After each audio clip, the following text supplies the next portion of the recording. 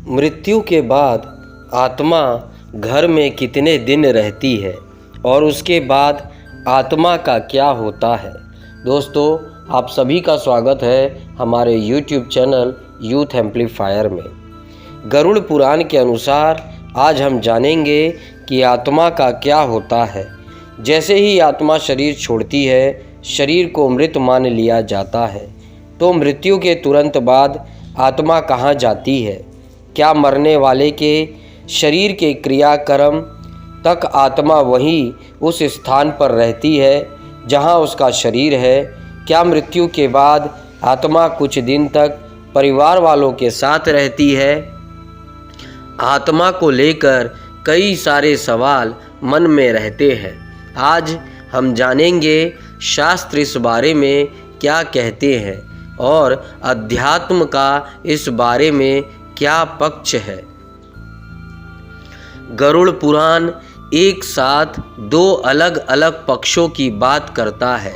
एक है उसका धार्मिक पहलू जो पूरी तरह कर्म कांड पर आधारित है, और दूसरा पक्ष है वो है आध्यात्मिक, जहाँ पर सिर्फ और सिर्फ वह शाश्वत आत्मा और उसकी मुक्ति की बात करता है। इस पहलू में ये पूरी तरह आध्यात्मिक है, लेकिन लोगों को आसान भाषा में समझाने के लिए इसका कर्म कांड वाला भाग ज़्यादा प्रचलित हो गया। गरुड़ पुराण में आत्मा की जर्नी के बारे में विस्तार से वर्णन मिलता है। आपने सुना भी होगा कि जब भी किसी की मृत्यु होती है तो इसका पाठ कराया जाता है। यह आत्मा की सद्गति के लिए होता है। गरुड़ पुराण के अनुसार मृत्यु के बाद शरीर से बाहर निकलने वाली आत्मा को प्रेत कहा जाता है, जो कि हर हाल में आगे की और आगे बढ़ने के लिए बाध्य होती है।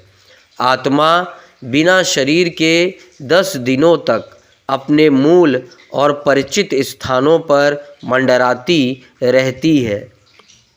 यह उन लोगों के आसपास रहती है जिनसे शरीर के रूप में इसे लगाव था। यह घर में ही भ्रमण करती रहती है। इस आत्मा को मनुष्य सांसारिक आँखों से नहीं देख सकता। यह मामला थोड़ा अलग है। ऋग्वेद के अनुसार सूर्य देव से आपके पाप और पुण्य क्रम छुप नहीं सकते हैं। पुराणों के अनुसार क्या है अकाल मृत्यु? किसी की असमय मौत हो जाने के बाद उस आत्मा के साथ क्या होता है? 11वें दिन आत्मा पूर्ण रूप से अवतरित होती है। यह मृत्यु के देवता यम के न्याय आसन तक अपनी यात्रा शुरू करती है। यह मार्ग बाधाओं, कष्टों और कठिनाइयों से घिरा हुआ है। जिस मनुष्य ने सबसे अधिक बुरे कर्म किए हैं उसे अधिक कष्ट होता है। शास्त्रों के अनुसार तर्पण इसलिए महत्वपूर्ण होता है क्योंकि तर्पण के द्वारा ही अपने प्रियजन की आत्मा को इस जर्नी का थोड़ा आरामदायक बनाया जा सकता है। इसके बाद कर्मों के हिसाब से इस आत्मा को नए जन्म या फिर मोक्ष की प्राप्ति होती है। अगर हम आध्यात्म के चश्मे से देखें तो आत्मा की जर्नी और मृत्यु के बाद उसका क्या होता है, इसे अध्यात्म की नज़र से समझे तो यह शास्त्रों से थोड़ा अलग है। गीता में एक श्लोक आता है जो आत्मा के इस सफ़र के बारे में बताता है। इस श्लोक में श्री कृष्ण ने बताया है कि मृत्यु के बाद आत्मा का क्या होता है।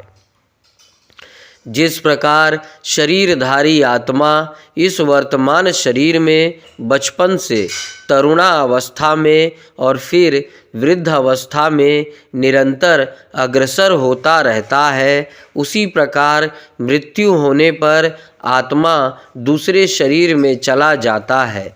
धीर व्यक्ति ऐसे परिवर्तन से मोह को प्राप्त नहीं होते। अध्यात्म या दर्शन आत्मा को वैसे नहीं देखता जैसे आजकल लोग देखने लगे हैं। लोगों ने आत्मा को एक स्वरूप दे दिया है, किसी ने भूत का तो किसी ने प्रेत का। अध्यात्म से आत्मा का एक अलग रूप बताया गया है जो कि भूत प्रेत से बहुत अलग है।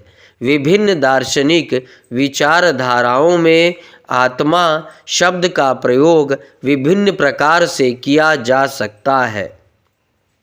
प्रत्येक व्यक्ति में शुद्ध आत्मा ईश्वर की आत्मा है जो सदैव विद्यमान, सदैव जागरूक, सदैव नया आनंद है। आत्मा ईश्वर के प्रतिबिंब के रूप में ईश्वर के समान गुण रखती है। एक बार शरीर की मृत्यु हुई तो आत्मा फिर भटकती नहीं, किसी सफ़ेद चोगे में घरवालों को दिखाती नहीं और ना ही मृत शरीर के पास रहती है।